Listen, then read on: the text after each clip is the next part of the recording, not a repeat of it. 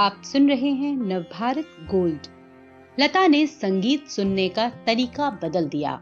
भारतीय शास्त्रीय गायन में कुमार गंधर्व बन गए शिवपुत्र सिद्धरामैया कोमकाली ने लता मंगेशकर के बारे में जो लिखा वैसा ही आपके सामने पेश है। कुमार गंधर्व। बरसों पहले की बात है। मैं बीमार था।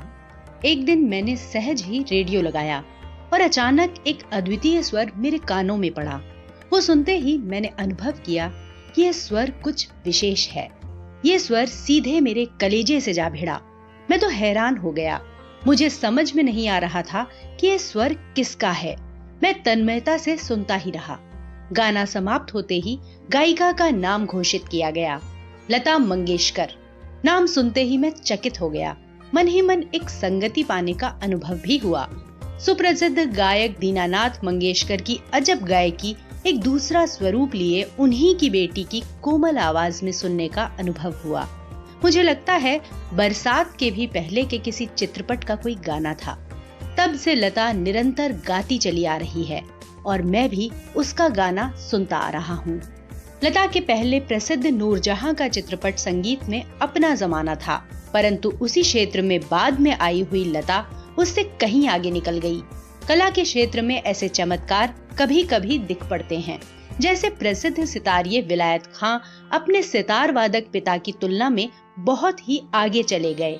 मेरा स्पष्ट मत है कि भारतीय गायिकाओं में लता के जोड़ की गायिका हुई ही नहीं।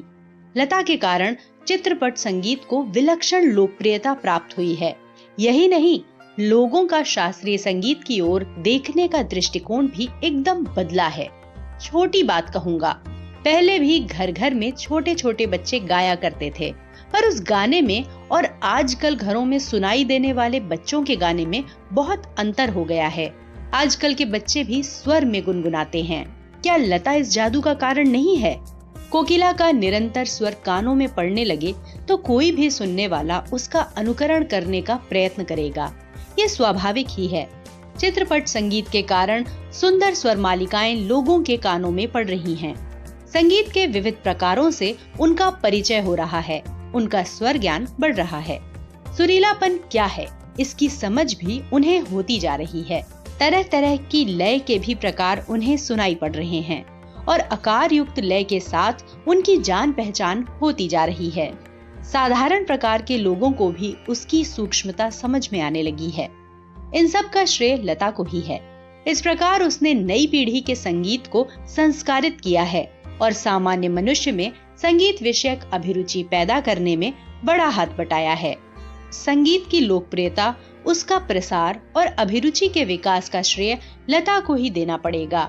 सामान्य श्रोता को अगर आज लता की ध्वनि मुद्रिका और शास्त्रीय गायकी की ध्वनि मुद्रिका सुनाई जाए तो वो लता की ध्वनि मुद्रिका ही पसंद करेगा। गाना कौन से राग में गाया गया और ताल कौन सा था, ये शास्त्रीय ब्यौरा उस आदमी को सहसा मालूम नहीं रहता। उसे इससे कोई मतलब नहीं कि राग मालकौंस था और ताल त्रिताल। उसे तो चाहिए वो मिठास जो उसे मस्त कर दे, जिसका वो अनुभव कर सके। और ये स्वाभाविक ही है, क्योंकि जिस प्रकार मनुष्यता हो तो वो मनुष्य है, वैसे ही गानपन हो तो वो संगीत है। और लता का कोई भी गाना लीजिए तो उसमें 100% ये गानपन मिलेगा।